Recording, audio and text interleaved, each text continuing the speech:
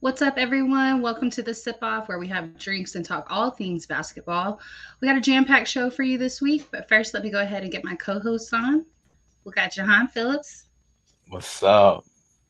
How are you? I'm glad to be done with work. Like I'm Hold done on, with let's work. check. All right. Kennedy, come put Boo in bed. She can't jump up there. Sorry, y'all. My dog can't jump in the bed right now. I'm sorry. You said you're glad that you're done with work. Yeah, done with work until Tuesday, so that's much needed. Um, how are you?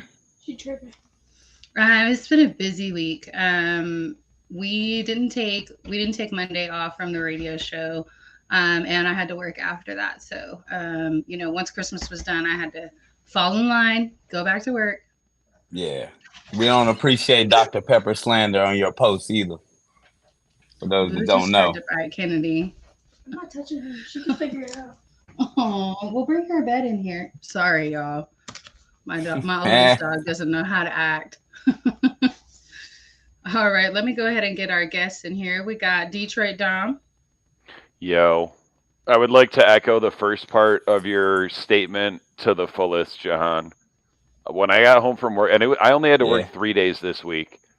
I swear to God, it felt like six. And when I got home, I was like, I just said it out loud to no one. I was like, I've never been so happy in my life to be off work and home. And as well do not go back until Tuesday. And I'm right. super excited about that. You know, it's going to suck Aren't y'all 2 lucky? weeks from now when you got to work that first full week in 4 weeks. Right. Yeah, Terrible. but I saw this thing on how to have like 18 days of PTO and get like 46 days off. I'm gonna try it out. Hmm. So we're gonna try, What's definitely up, gonna try it Trimby? out. Hmm. All right, we got one more guest. We got Joseph Jenkins. What's up, JJ? What's up? What's up? Ayo, Jahan, you better get on that tip, man, because that's how I got 5 days this past Thanksgiving, because I took off that Friday and that Monday, Tuesday. Yeah, So I this. thought Joseph was coming on here aggressive. He said, "Hey, yo." Hey, listen, I he keep telling, Jahan is outside. speaking I some. keep, tell, Jahan is speaking some good stuff so far. Keep it up, I young man. keep telling you guys. I keep telling you guys this. I've watched these videos every day, and it's just such a different vibe. I now call my job the Real Housewives of Park Road PNC because these mofo's are crazy. I mean, they are crazy. And I just sit back and just mind my business and do what I gotta do. So, what is everybody drinking tonight? I got some Pre- Dr. Pepper. Gross. presently, I have some New Holland Tangerine Space Machine Hazy IPA. I have some more in the fridge. I got some Fireball on deck, and as I said backstage, I also have some 1800 that I don't remember buying last I Thursday, and some You also bought it Mickey's. last Thursday? Oh, yeah. You said That's that what you I'm were showing told. up. You said you were showing up 2.75 sheets to the wind. Vitamin water over here. I Vitamin got water. some I also got some Jamaican Me Happy. What is Oh that? boy, It's the Seagrams. the oh man, tell me you got some. Oh, Gin? You know You Dom. what you can drinking do? gin? You know what you can do with those? Actually, get a cup and some ice, pour it in there, pour half of it in, pour like a shot of rum, vodka, whatever. I might actually say rum with that because it's the Jamaican boy, and then the rest of it. To Dom, when Jahan was talking about Megan and the root beer, Dom, I meant to talk about your post Root because beer. I cannot. I mean, your Dr Pepper. Dr. Pepper. I cannot believe you going to disrespect my favorite ginger ale and Verners. I love Verners, and You're you want foul. no Verners. Never I get come to my city again. no, I love it. I get Verners every time I go to the Safeway or Giant. If it's there, I'm grabbing it. I love. Trash. Well, I'm drinking some Prosecco. It's the Josh brand. I didn't Nice. know they made That's Prosecco. I classy. usually just kind of buy the $10 bottle. This one's only 15 though. I had some really good cherry wine over the weekend. A little I'm not tart, just but super into sweet. This is sparkling wine, but it's not super sweet. So it's similar to champagne. I like this sweet as opposed to dry, but not like super, super sweet.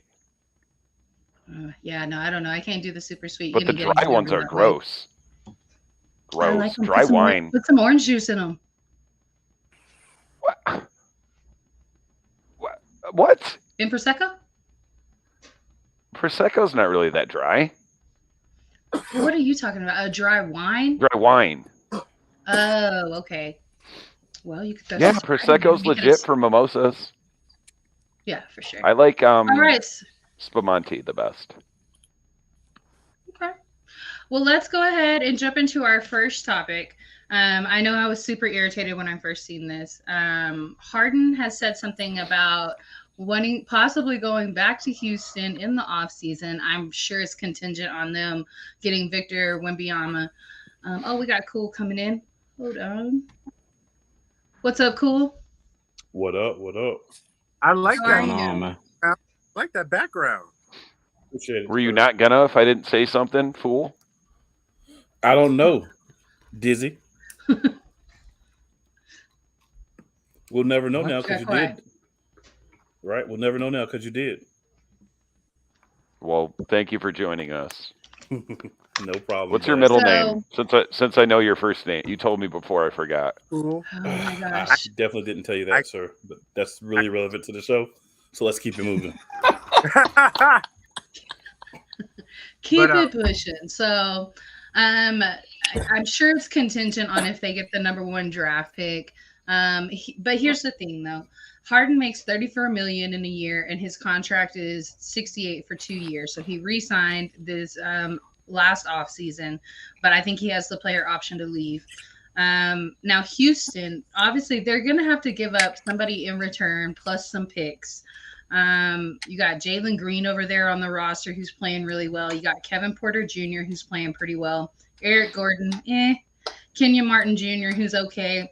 And then you got Jayshawn Tate, who is their small forward, power forward, who hasn't played, but he averaged 21 points last year, 4.3 rebounds, and 3.3 assists, and 1 steal. So he plays defense, which would definitely be an improvement off of Hardon, who doesn't play any defense. What do you think would need to happen in order for this to happen? And do you think it's a good move? Dom? I'm trying to get a occasional guest and often commenter and an expert on this subject. I want to hear Jay's rant about Hardon, mainly because I wouldn't have to say anything. I think it's a terrible move. If you could find one person in Houston between the GM and the most casual fan that says, please bring Hardon back, I'll show you someone that doesn't want to win games, except maybe in the regular season. It's why? They aren't winning games now. Preface that. Right. Okay, so it'll be like it was before. Win a bunch of regular season games and play them out in the playoffs now, though. But continue. I'll let you continue. I'll wait till mine. Wait, you said they aren't? They aren't. Okay. So, like I said, what could possibly be different? For one, for two, quick sidebar. Did y'all see your boy Green get his 3-pointer blocked and then get yammed on the other end? No? By who? I can't even remember who did it. Whoever they are, they're now my 3rd favorite player in the league. And you don't even remember their name. But no, you got to remember them for them to be your 3rd favorite, though, man. I can't remember who. I'm surprised none of y'all know who it was. It wasn't like a star player. Either way, what short team? but sweet. What team? You know the team? Oh, I can't even remember. I can't believe you didn't see it. Well, I didn't. You're the hoop expert. You didn't see it? Well, you know I'll look and we'll come back to it. But you know what I'm doing right now? I'm watching a lot of high school basketball because Megan's omnipotent. The girls in my area. Yeah. Can't know I'll find it and tell you. Either way. Okay. You know how I feel about Hardon. You know what? Me personally, I feel like it's so disrespectful to Houston. Like, oh, okay, I deem y'all worthy of my presence again. Like, I just think it's trash. Joseph, what do you think? I kind of have a different approach from both of you guys because I think it's not necessarily that it's deemed worthy. I think, at this stage in James Harden's career, he isn't that scoring person back in Houston those days. I think he sees the Jalen Green ascending and the Kevin Porter Jr.'s ascending, but it is going to have to give up one of them if this move was to be right. happening. They're going to have to give up Jalen most likely. But I will say, and why would you do that? Mentioned a lot of people, but we did mention their nice young starting center, this Alfred Sabirgun dude, because he actually is a critical piece to what they like to do on offense, and he's a good rebounder. So they have pieces there. It also lets me know, I think, that Philadelphia's fate is decided. I think he doesn't think. Remember, last year coming in, he said he's committed to this team for however it takes to get it done. This year, you're saying that you have a chance to possibly go back. I think after seeing last year's playoffs and seeing where the team is now, and also seeing the teams that maybe they'll have to contend with and how they look, I think this is kind of a preview to think, Joel has to drop 60 points just for them to beat someone like, I think, Oklahoma City or so or whatever. He has to do that. Imagine what you have to do on a 7-game series against a Boston. I think that James seeing this is like, you know what? They're not going to win a title. That's just me. And I think he's like, you know what? I don't think I'm going to spend the last years of my career on a team let me just go and have fun with these young guys and see what they're doing. Okay. That's a different perspective. What you got, Cool? I like that. Why in God's green earth would the Houston Rockets want to revisit James Harden? I don't care if James Harden wants to go back to Houston. What is he going to bring to Houston? Is he going to help them win a championship? No. Is he going to make more people in the seats? No. What is he doing in Philadelphia? I mean, he's playing all right? But he's still he's not the second best player on that team. So why would you want to give up any assets when you have a young ascending team to get a guy who forced his way out by putting on a fat suit? There is no way, shape, and form that Houston should revisit this past. This is a past that you want to push under the rug, not think about, and keep it moving on. There is no reason whatsoever, again, that the Houston Rockets should be interested in even discussing a return of James Harden. Go on somewhere else. Get on out of our face. Houston should not want that dude. I agree. They shouldn't. Jahan, what you got? I absolutely love Harden in Houston. I absolutely love it. The return of the people's champion. The return of the beard. Did you just to be the contrarian? No, I absolutely no, love he loves James Harden. He loves James Harden. To go back you to love where Westbrook too, so I get it. To go back to where he's one of the top 5 greatest players in franchise history, to where he won an MVP, to where he led them to playoff success, Western Conference final appearances, and et cetera, scoring titles. I absolutely love it. I think he's always a Rocket. I think Houston is where his heart has always been. And like I say, he's the people's champion. Shout out to Paul Wall. Oh, look, I'm James Harden. People's champion. Clearly don't know any Houston fans. I don't know. I love it. I feel like they have to give up.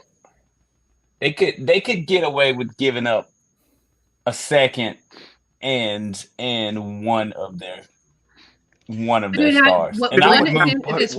stars is Jalen. Philly's not trading. No, they would give Kevin Porter Jr. Oh, okay. Well, I mean, because he's playing well. He's playing well. Yeah, you can't knock that. He's their true point guard, and he does know how to dish the rock and get guys open. So that, yeah. I love it though. I absolutely love it. Return, Harden, return. Okay, but here's my. I gotta come up with a nickname for Harden. You're gonna have Victor, right? If that was basically is contingent on them getting Victor, is what I think. And so, what knowledge, what what things does Hardon have to pass on to win beyond it? Like, he has no work ethic. He gonna take him to the strip clubs. He's Right. declining too. He's declining. Basing this more Hold on. And Declining. really, what He are just you? had a You're 20 an old, assist game. when you're an aging. Yeah, I don't know. I get the disdain for some of the things. What value do you have to anyone when you're an aging, overpaid, one-dimensional player? I get He just had a 20 assist game. No, but like I get the understanding of why you may not like That monger career, but he does know the game of basketball, and he is going. He does have the ability, and think about it, he's been working with Joel Embiid, a big who can create his own shot, get open, and make those dishes. If he gets Victor, I think he's going to be able to pass on the spots he wants him in, so that way he can feed him the basketball and tell him how to use his game to his advantage. So I think there is something he can pass on to that person, but I don't even know if they're guaranteed to get Victor, but at the same time, if they do. Well, there's no guarantee. It's the lottery, Yeah. I mean, there's like four of us tanking for him, Because Charlotte's in the mix. We're not winning the lottery. And none of them could think. end up with him. That's the crazy part of the lottery. Yeah, right. But Charlotte has a chance to get them, with them being a chance, and that can actually use him with the team that they have. But it's like, James Harden. I said it, I think James Harden. He looks like he's not the same. I don't get the same vibe that people got from him back in Houston and Philly. I get the guy that really kind of has matured a little bit, and I think that's something that I think is why he's looking at the team. I think it. I mean, it's a possibility. Okay, everybody take a drink who's got a drink, because we go into the next topic, and it's another person that might not be happy with their matured. team. You mean? Well, you froze. Matured. How? If by matured you mean got older, lost some of Still is trash in the playoffs, then yeah, he matured. No, I'm thinking of the sense of the matter is he's not looking to be the main scorer and stuff. He understands the reason why you have to make other guys work at their strengths. Look, you can even talk about Tyrese Maxey. Everybody made a big deal, myself included. But then Tyrese is now learning stuff from him, and he's listening to him on what he needs to do. So it's not necessarily that. He has kind of grown into a guy that's really trying to bring the best out of other people. That's the maturity I'm talking about. So one quick question before we move on, Jahan. I'm listening. Jahan, do you like any current NBA player that plays defense? Because I know you love Steph. Chris Paul. You love Hardon. Chris Paul. You love Westbrook. Luka. Chris Paul. Steph plays defense. He's just not known as a defensive player, but he does play defense. Right. He at least Chris tries. Paul. I give Steph credit. He tries. Dom, you can't. Giannis Antetokounmpo. Kevin Durant. Kevin Durant. You can't go. I knew you were going to say Giannis and Durant, actually, because you love every player that's in the top 15 in scoring. Dom, every one of them. You can't really go on Steph because I can't really say that. He gives the effort. Whether you like it or not. I love scorers too. Tell him you hate DeJounte. I hate DeJounte. See? All right, guys. We're going to slide over. I don't like Joker. I don't like Joker, to be real with you. What? Uh-oh. You woke up. What? Not a fan. Who cares what Jahan thinks? Them's fighting words all the way around the panel, sir. I'm not a Joker fan. Anyways. It's okay. Okay. Go ahead, Megan. Okay. All right, so we're going to slide over to the LeBron topic. Last night, after their loss to Miami, the Lakers fell to 14-21. LeBron said, "I'm a winner and I want to win. Playing basketball at this level just to be playing basketball is not in my DNA anymore." So what I want to ask y'all is, one, is he done with basketball or is he done with LA? John, you go first. I think LeBron is gonna go until Bronny comes. I think LeBron is gonna at least fulfill that. So if that's like year 25 somewhere, like Orlando, he's gonna go somewhere that No, it's going to be somewhere that has a high market value. We may see a Vegas team by that time. We may see a Seattle Supersonics. So he's going to go somewhere. He's going to go somewhere that gives him a chance to still have the Hollywood lifestyle. But Bronny's going to be in the league, and he's going to hope to play with him. So I feel like he's done with LA, but I feel like I was talking about in the chat earlier, Bron needs one of those seasons where he's not that guy, where it's just, look, I'm sitting and somebody else is carrying me to a ring. I mean, Gary Payton did it. Ray Allen did it. Like, it is what it is. Like, get your ring. Go to Boston. Collect. Yeah, Go to Denver. Collect. Ego won't win. No. Go to Denver. Collect. Go to Milwaukee. Collect. Don't Denver. You're not wanted in Denver. Go somewhere where they're built to win. Go somewhere where they want you. We don't want you in Denver. Someone that's built to win won't want him. Yeah. So here's a young team with rising stars on the upswing won't want it. Hey, you finish, then I'll go. Yeah, I was gonna say, let your turn. finish. Yeah, I'll go. No. Okay, I'm done. Go ahead. I'm just listening to rebuttals right now. Go ahead, Don. Well, give me your favorite LeBron stat. That was part of the topic, sir. Oh yeah, it's part of it. Favorite LeBron stat of all time. I like that LeBron's the only 35,000, 10,000, 10,000. Okay. All right, Dom, what you got? He's definitely done with LA. Whether he realizes it or not, LA is done with him. Like, they were happy to collect that. Do we see this before the trade deadline, or do we see it in the offseason? No, I don't think so. He's done with LA. LA's done with him. He should be done with the league. And alluding to what Cool's probably going to say, I don't care what anyone says. Still very talented. I think he's got a lot less suitors than he thinks, because you bring LeBron to your team, he will alter the chemistry, and not in a good way. He can't go somewhere and not be the guy. He just can't. His ego will not allow it. And I can't say I'm sorry that it didn't work out with Anthony Davis, because I really like Anthony Davis, but he's soft.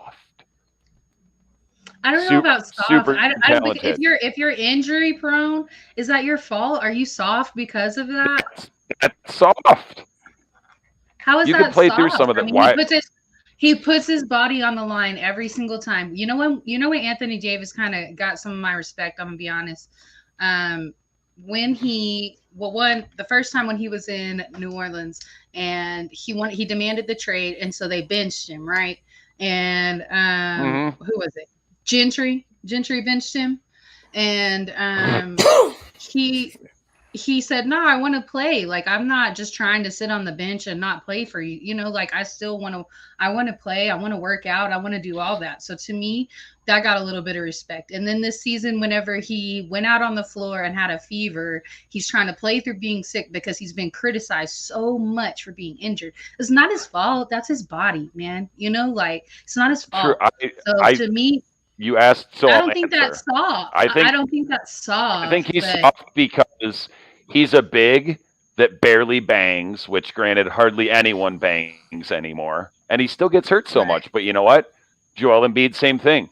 Like, not only is the big, like the classic big dead, but when the tall players try to bang, they can't do it either. Jokic is a bit more durable. So what is your favorite built LeBron more sturdily? 3.5 and 6 in the finals. Oh God. His finals record, 3.5 and 6. I can tell you my least favorite one as well. 25 straight points against Detroit in the playoffs in 2007. Yeah. Okay, Joseph, what you got on LeBron? I do want to. Cool's chomping at the bit. I just don't understand how somebody can be considered soft and doesn't bang on the boards, when yet they were practically top 3 and points in the paint and rebounds for this season. And during that playoff season, he was playing really well. So it's not like he's not. He was balling.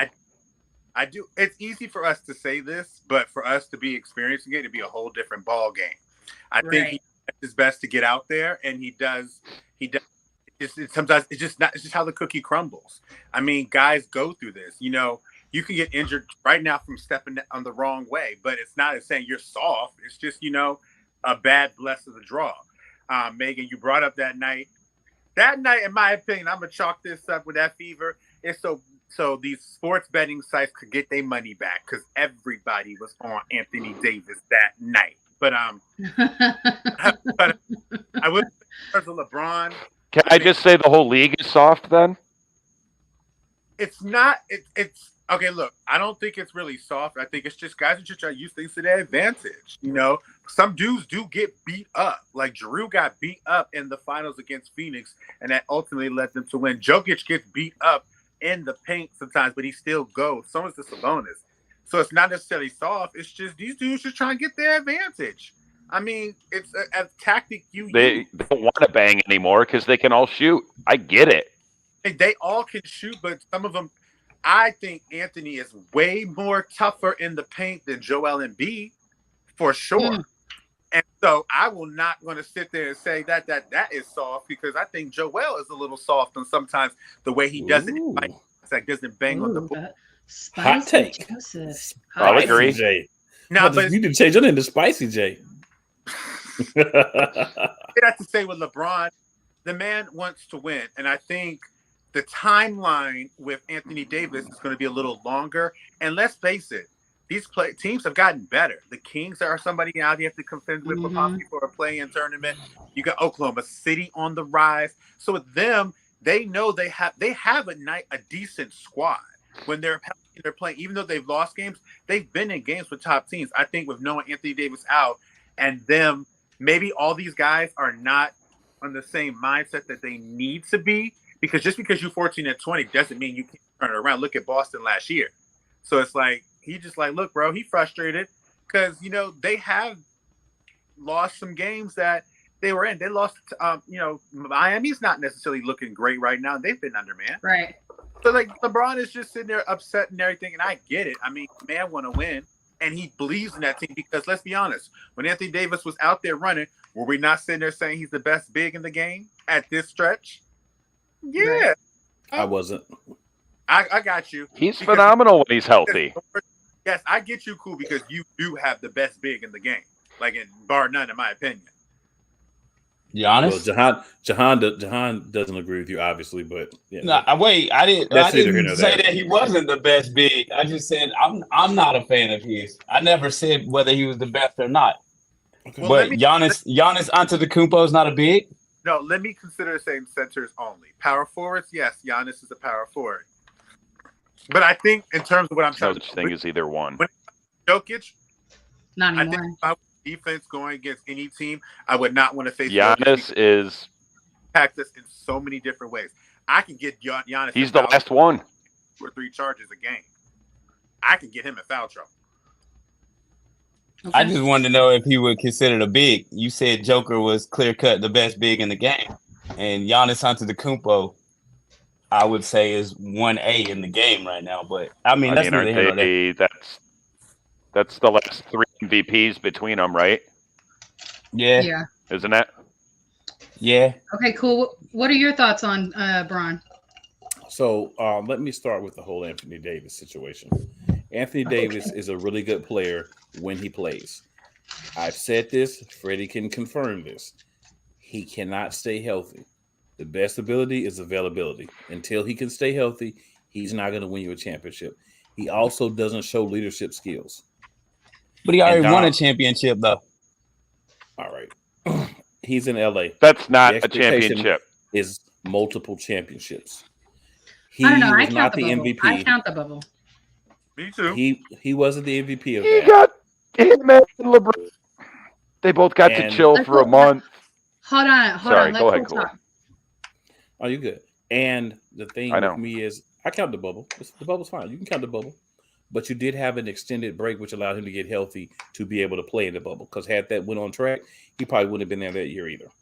So, well, hold on. Can I stop you real quick? And in that time, Jokic dropped a bunch of weight and came back super in shape himself. He did. He developed himself, and he's maintained it since then. So he used that time to better himself because he didn't have to use that time to get healthy because he's a durable player. Okay. So as far as LeBron goes with me, LeBron can't be traded until February. What's the date? I think it's 13th of next year because he just signed a 2-year extension. I think LeBron is trying to politic to get himself out of LA because now he's made a mess there and he doesn't want to fix it. Russell Westbrook is there because of him. Anthony Davis is there because of him. Young guys that could have been pieces, and if you want to argue they wouldn't be as good if they were there, they would all be there. I love you, LeBron. Same here, bro. They would all be there if LeBron had to decide to go there and help nuclear bomb that young core that they were developing, that they had drafted and built there. So that's one piece to me. Also, if you're the guy that comes in, and we know LeBron has influence on the back office, some people feel like he has total control almost. Some people feel like he at least has a stern say. I feel like it's somewhere in the middle. I feel like they could really veto what he wants to do if they want to, but I don't think the guy that's the GM, Rob Pelinka, has the backbone to do so. So I think this team is built because of who LeBron wanted there. Now, Jahan talked earlier about LeBron going somewhere and winning the championship. Here's the problem. LeBron's making $40+ million a year. True. You're not going somewhere and make $40+ million a year and not be one of the centerpieces of the team because that's not financially reasonable. Mm-hmm. So if LeBron wants to win, what LeBron could do is say, hey, you know what? I'm getting paid $50 million a year. I want us to win. I'll sign a new contract. I'll take $30 million a year so you have some extra money so we can go out and get some better depth. Get some B-tier guys. 15. You know what I'm saying? Anthony Davis. He doesn't need the money. Is he going to do it? No, he's not going to. If he wants to win, then yes. You'll never hear me say this, but I've said it before. Tom Brady. No, true. Tim Duncan. Everybody on the Spurs took pay cuts to get other people. That's the point I'm making. He's not going to do it, but he wants to go to a ready-made team. Don't know who it is at this point. You're going to have to trade for him. So you think about wherever you go, you're going to be blowing up a part of that core because you have to be traded for, and you carry a large salary cap number. So the same thing with James Harden. That's kind of what I was getting at. Who wants LeBron, honestly? I mean, I don't think it's as many teams like you said as are out there. Who's a LeBron away from a title? Right, and he wants to win. I don't know if I would say that I don't want LeBron. Absolutely want Shame LeBron. On you, Megan. Okay, so here I'm going to go ahead, and this is hold on. This is why right here, and I'm not a LeBron fan because I mean, obviously Spurs. You know how y'all know the Miami Heat shit. You know, y'all know. Okay, but here's some stats, and I think this is just a couple of random stats, and I think that just kind of goes ahead and puts things in perspective. No matter how critical we are of who he is off the court or on the court, that personality of his, he's still one of the greatest to do it. And I'm not going to sit there and say he's my GOAT because he's not, but here we go. First and only player to have the most points, assists, and rebounds out of all players on both teams in the playoff series, and this was done in the finals. That's pretty crazy. And then the MVP voting revealed that LeBron has finished top 10 in every MVP voting every year he's been in the league and top 5 for 8 straight. So, you know, I still feel like, you know, regardless of how we feel about his personality or his antics or any of that, he's still one of the greatest to do it. He's about to turn, how old is he about to turn, John? 38 years old tomorrow. Okay, and this is 20th season, right? 20th they talk about it every 20th season. 10 minutes if you ever watch a Lakers game. So it's easy to know if you've ever watched a Lakers game. So he's in his 20th season. He's still averaging 27 points a game. He almost won the scoring title last year. Like those are insane numbers. Like I don't feel like Jordan was putting up those exact same type of numbers in that season, his 20th season type of stuff. Like you still got to give him his flowers. If you appreciate the game, if you appreciate basketball, you still got to give him some flowers. Now, do I want him on my team at this point? I can't say yes, but I'm not going to rule it out and say no all the way. Well, I'll say this. What? My stat for LeBron was going to be that LeBron's the oldest player to get a triple double, the oldest player to average Okay. over 20 points, blah blah blah this, blah that. So I don't have a problem with that. I definitely respect what LeBron has done and the fact that he's been able to be so consistent for so many years. Obviously, means that he's doing what it takes behind the scenes. He's using sports science and sports medicine to keep himself in shape so that he can play at the same level so far into his career. I just say I wish other guys would have had that same opportunity, so then we could really make a comparison. Because there's a lot of guys who had injuries in their playing days that today they'd have been back on the court in 6 months or less, but they ended careers. So my thing is, or they never could really fully recover because they didn't have the same sports science that we have at this particular time. So it's not to not LeBron Right. because it's not his fault the era that he's in, but it's just to say I wish that everyone was on a more even playing field as far as time played and being able to play at the same level, which is something that LeBron has been able to do. A lot of people haven't. Like I said, I think he came on at the right time, but you definitely have to respect what it takes for him to continue to be at the level that he's at, no matter how you feel about him, or if you're in this whole he's not better than Jordan, so I gotta disrespect him or disqualify things that he's done because of your love for Jordan, right? So that's my take on that particular piece. What first thing, real quick question, Megan. Why in God's name would you want LeBron on your Spurs right now? Veteran leadership, because LeBron can teach those young players a lot. The amount of times that he has made it to the finals alone, I think he can teach those young players a lot. And Pop and LeBron have a great relationship. So I feel like they could do something where it was more like he wouldn't necessarily be the man on the team, but he'd be coming off the bench and he'd be that sixth man, that the ones they talk about where the fans are that important. LeBron can be that important to your team, but he has to get past his ego to get to that point. I agree, he's got to get past his ego to get to that point, but he could absolutely be that. Somebody that's made it to the finals as many times like that, yeah, he has a lot to teach. I love, and I don't know if it was on purpose or not, the word you said like 4 times was could. Not would. Right. Let's not confuse ability with willingness. Right. Like, that's why I said yes and no. And regular season awards. And then you brought up Jordan, and there's the difference. And I don't compare the two of them anymore. Thank you, LeBron, for all that you've done. I don't compare the two of them. Go away, because no one wants you. We've still got 3 topics. So let's move forward. Let's talk about the Nets. Nets have won 10 straight. They're 14-1 over the last 15. Is KD the MVP? Is this team a contender as is right now? Can I start this one? Sure. I think so. I think this Nets team led by KD, it's got a different feel to it. They hustle, they utilize everyone. Kevin Durant can literally, he's like probably one of the most lethal scorers, possibly the most lethal scorer the game's ever seen. And I think Jahan had mentioned this in a group chat we have about sports bets. Rebounding, getting them brought, he's doing what's necessary for their team.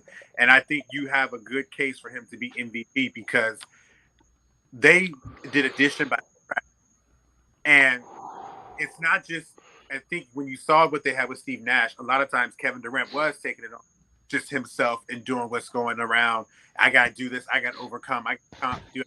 But under Jacque Vaughn, Kevin has finally realized that I can impact the game in a way similar to not to the same level because this guy's on top tier like Jokic, but I don't have to drop 29 to 35, 40 points to win a game when I got Edmund Sumner or Royce O'Neal, Cam Thomas, and I got Kyrie, who I have a good relationship with. I think the Nets are a very good team. I've watched them. I've seen them play against us. Kevin Durant is definitely on a different level, and I think it's going to just continue. They're going to continue to get better, and I think I think Kevin Durant has a worthy case for being MVP. Okay. I like it. Cool. What you got? If we were going to anoint Anthony Davis as one of our top candidates for MVP, with what he was able to do, we've got to turn around and give Kevin Durant the same thing with what he's been able to do with this Nets team. This was a team that a lot of us, including myself, were talking about this offseason, the Brooklyn Nets, how they weren't going to win as consistently as constituted now, and they need to make a lot of moves to really be able to contend. They've showed us that we were wrong, at least with a healthy KD. And this is another guy who's had some, I don't wish injuries on anybody because I love to see everybody get out there and play and do their thing. But this is another guy that we have to watch. He's missed a lot of games in the last few years, and that's why he hasn't really been in the MVP conversation. If he comes out and continues to play the way he's playing, he's going to be in that conversation, and he may win it because he may be at an advantage by having a team around him that doesn't have other guys who score anywhere near the clip that he does. Besides Kyrie, what other guys on this team are going to consistently put up 20-plus points a game? So that could be another factor in him possibly being, the MVP.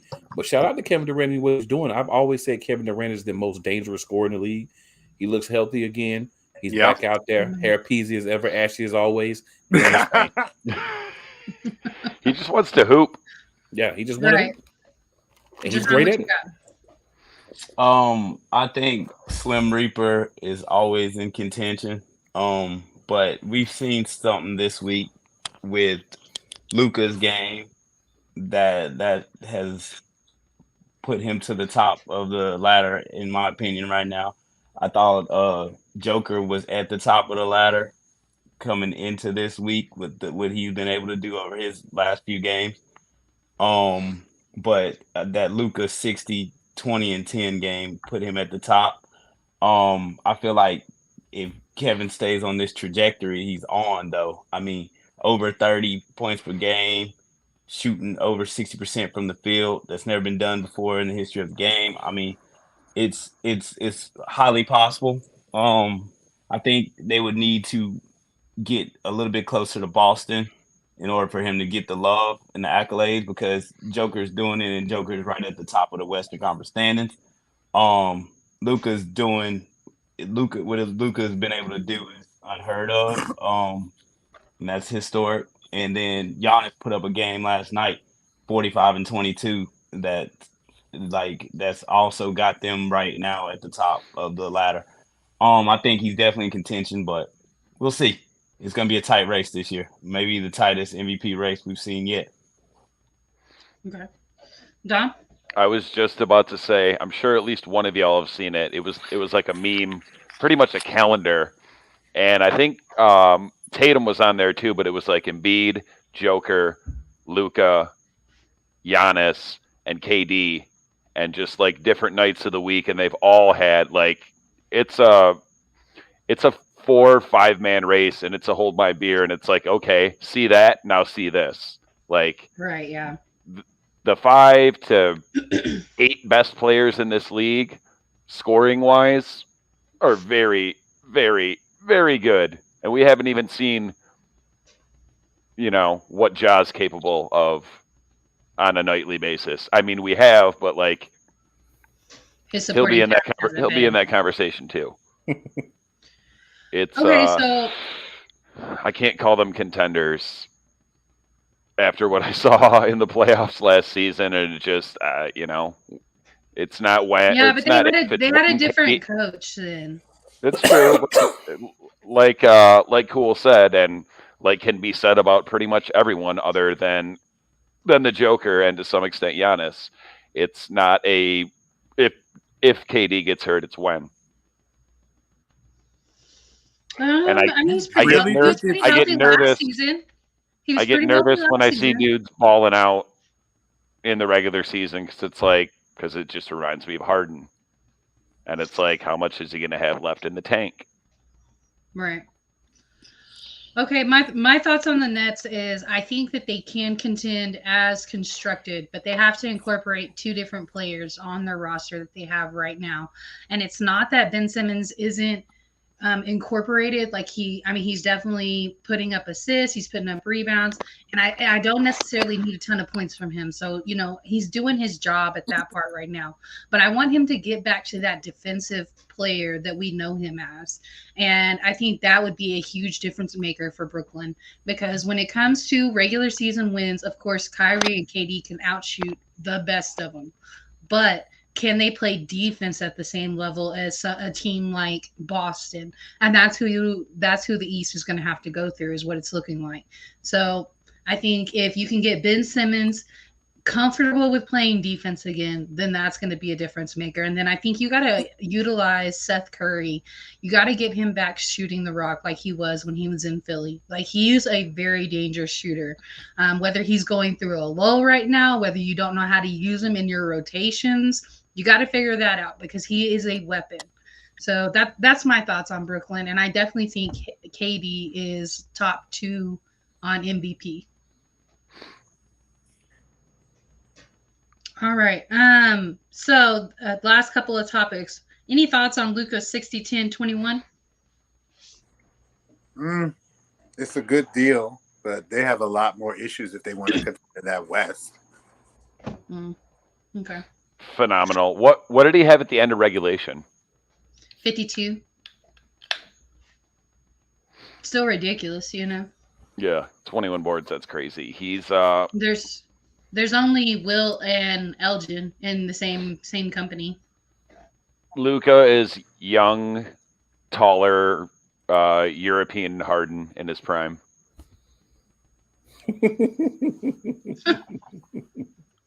Okay, cool. What you got?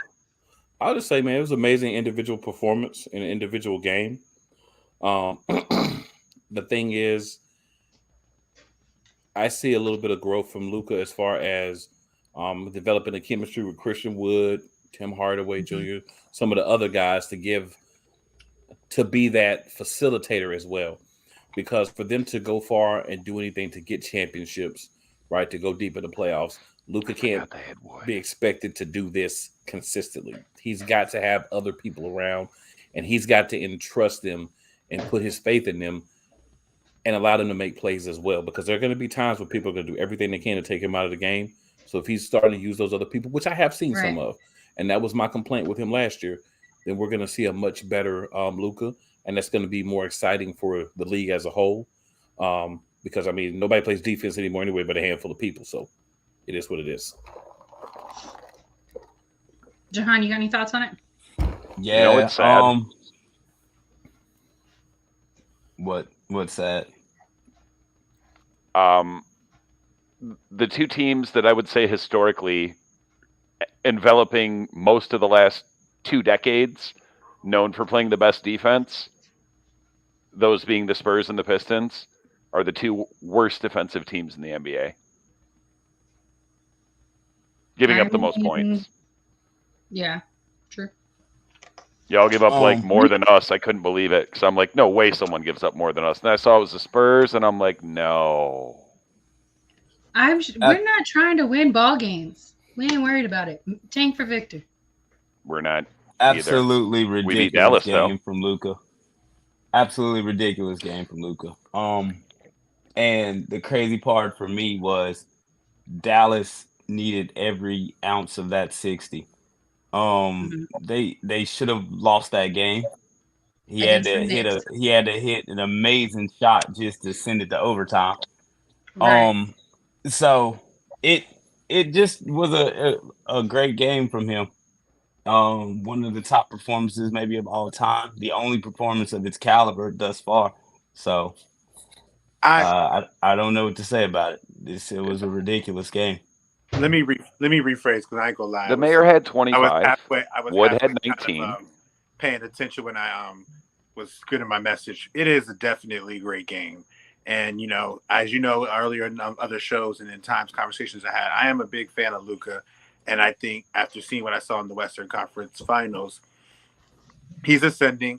I agree with Cool. I think the key to this team is Spencer Dinwiddie being consistent and Tim Hardaway giving them at least like 15 to 20 points a game, because those are other guys who in a flurry can get 3 or 4 quick threes and come down the pipeline. I think with Luka's performance, though, it showed that he's leaving it all out to chance. Like, he's not leaving it he's leaving it all on the floor.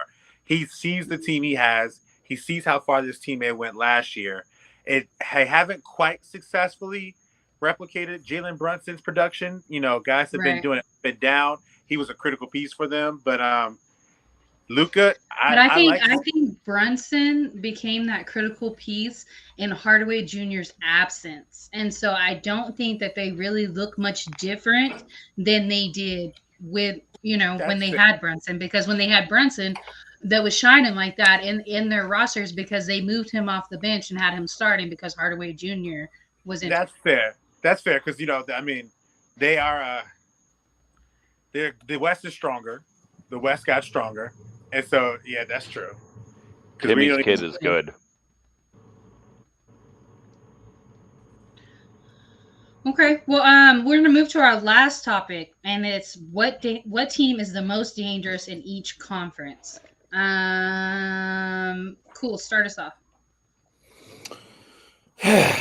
So if we're talking the Western Conference, we're gonna talk that last. Eastern Conference, the most dangerous team is the Milwaukee Bucks. And you know why? They're in every game or winning a lot of games, and their second and third best player, hope it sounds similar, have been missing games. When you're still winning, when you're still one of the better teams in your conference, and you don't have two of your better players, you're the most dangerous. I think for the Western Conference, if we're honest, I think the most dangerous team is the New Orleans. A healthy Zion Williamson, which we haven't seen in the NBA for a full season yet, just playing not on a 30-minute restriction or any kind of other foolish nonsense, but just being allowed to go out and play with all those other weapons they have there. CJ McCollum, a couple of those guys that should still be in LA. There's so much there that as a team, because when I look at it, I think about the team, not the individual players. I think that New Orleans Pelicans team, everyone needs to watch out for. It's a blend. They got some guys that I think are actual guys that will impart in the young players. I don't think guys like LeBron, I don't think LeBron's interested in that anymore. I don't think there's not that he can't do it. I just don't think he's interested in that in his point in his career. And that's pretty much what he said. We talk about some of the other veteran guys. I don't think that they're interested in that necessarily. But I think there's guys in New Orleans that are interested in imparting those young guys, pulling them up and attempting to be really great right now. And I think that if everybody stays healthy there, that's probably the most dangerous team in the West. Okay. Joseph, who you got? So I will go and start in the East, and I agree with Cool. I think Milwaukee is the most dangerous team because while they're having struggles on the road, their guys they've been either all three, maybe a couple times, or 2 out of 3 or whatever, and they are still winning games or still competing. Brook Lopez is showing a big piece for them. Bobby Portis off the bench would give them another added advantage, and I think this is. I think we know. I think we kind of have an idea of what the matchup is going to be for the Eastern Conference Finals, if we're being completely honest. But I think Milwaukee is going to be victorious this time and not lose like they did in the semifinals last year. The Western Conference, I love the Pelicans too. I think they're great, but I think the most dangerous team is Denver. Like, I think that with Michael Porter Jr., if he can get back and continue to pick him out, like he had a couple good games the last 2 games. Jamal Murray hit those clutch until the end in certain games. And now after Aaron Gordon starting all last year, he's become a nice 3rd or 4th option, depending on I knew Alan was coming with this. Oh, yeah. Okay. Who's he a fan of? I don't necessarily know, but he's Chicago. Okay, but I don't know. Oh, but to each its own. To each its own. But and then you got Jokic out there, like, who literally is one matchup, and he does it so effortlessly. And with their pieces back, they are so dangerous. You got not even just the starting lineup, KCP, and I miss him in Washington so much. That spot up shooting miss him in Detroit continue as the season goes on. Then you got Bones coming off out the bench. Bruce Brown's got the experience coming off the bench. Miss him in Detroit. Denver is definitely a team that I think is definitely going to be a team that's going to be hard for somebody to. If you see them, you might be out sometimes depending on the team. Might even be 4 games. I think Denver. Okay. All right, Jahan, what you got? I like Cleveland in the East. I watched them the other night. They were playing Brooklyn. Brooklyn's arguably the hottest team in the NBA right now. They got a star-studded effort from KD and Kyrie, and Garland still put up a monster game that game. I think that they have a lot of young talent, and it's coming together well right now. They would be a scary first round matchup for anybody, I feel like. And in the West, I'm still gonna go with Phoenix. I think they're quiet. They're quiet, and like I feel like when teams are quiet like that, that's when they're most dangerous. Like nobody's really talking about Phoenix right now. They went from 1 seed last year to they kind of took a couple beatings from the Pelicans that were mentioned earlier, and I still think they have a good veteran core, and they were in the Western Conference Finals last year. It's still a dangerous team. Okay, Don. So the dude that blocked Jalen Green's shot and then yammed on him was Josh from the Suns. Okogie. Yeah, him. Okogie. That's who that was. 4.4 points per game. You asked, I told.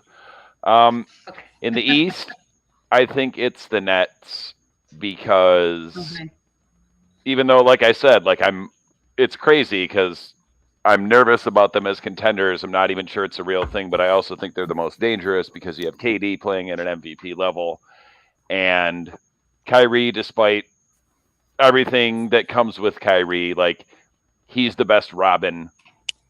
But I mean, that's two. When Kyrie's on, he's probably still a top 10 player. So you have a top 3 to 5 player and another one in the top 10. And I just don't really trust anyone else in the West. I kind of wanted to say the Pelicans too, but I'm going to say the same team, but a year ahead of them, similar team, the Grizzlies. Last year, the year before, the Grizzlies were hot. They had no playoff experience, and they went almost nowhere. Now they have that year behind them, and that's an ascending team. Like, Ja is the man. And like I said, they have more experience. The other one, the wild card, is the Mavs because they're a lot better than anyone realizes. It's kind of like Phoenix. Because I was looking at everyone else other than who was at the top, and I'm like, I can't say the Pelicans. Almost everyone else that has a seed as we speak, it could be any of them. When you got Luka and Dinwiddie and Hardaway, that's a nice little roster. They've got some good bench players. Right, and Christian Wood. Does Steph's injury? Another guy I missed in Detroit. Honestly, does Steph's Curry's injury change? You know who I don't miss? For you guys? Blake Griffin. Megan loves What'd Blake you say, Griffin. Joseph? I said, does Steph's injury and the timetable kind of change you guys' perception of what could be the most dangerous squad?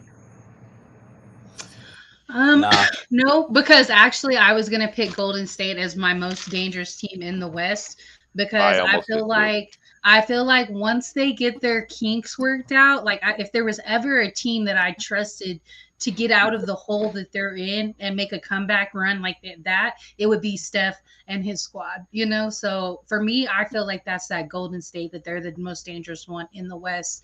In the East, for me, I'm actually going to go the Sixers because they don't even have Tyrese Maxey right now. Once they get Tyrese Maxey back, I think that's a huge difference for them.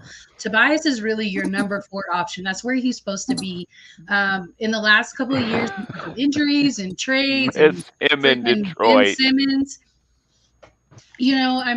All this drama with Ben Simmons not playing. So Tobias has been a 2 or a 3 option.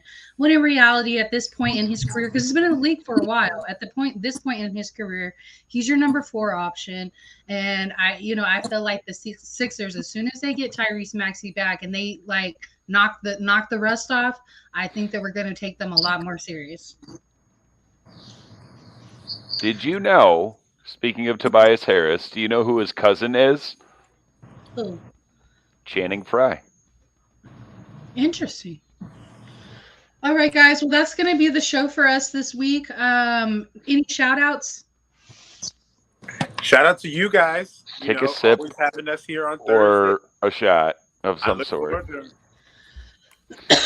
Although I cheers. do appreciate, and shout out to Jahan for definitely reminding me, because I'll be honest with you, I didn't even realize today was Thursday, and I appreciate that. Just for fun, who's in the finals and who wins?